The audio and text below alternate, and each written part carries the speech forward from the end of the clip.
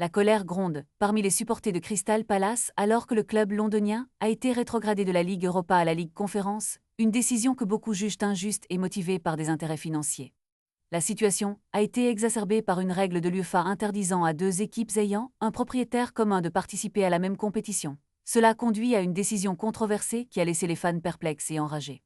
Ce mardi, des centaines de supporters se sont rassemblés aux abords de Selhurst Park pour manifester leur désapprobation. Le groupe des Holmesdale fanatiques, organisateurs du mouvement, a promis que ce n'était que le début d'une campagne contre ce qu'ils appellent la corruption morale et financière qui gangrène le football moderne.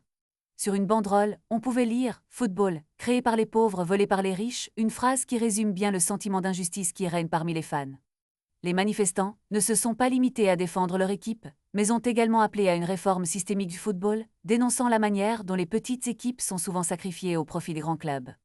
Une pétition en ligne a déjà recueilli 3000 signatures, démontrant le large soutien que cette cause rencontre. L'UEFA est désormais sous pression pour revoir sa décision.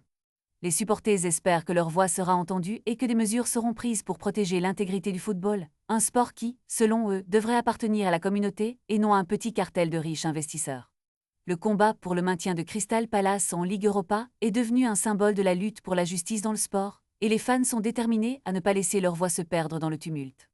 Leurs actions pourraient bien marquer le début d'une nouvelle ère pour le football, où la passion des supporters reprend le devant de la scène.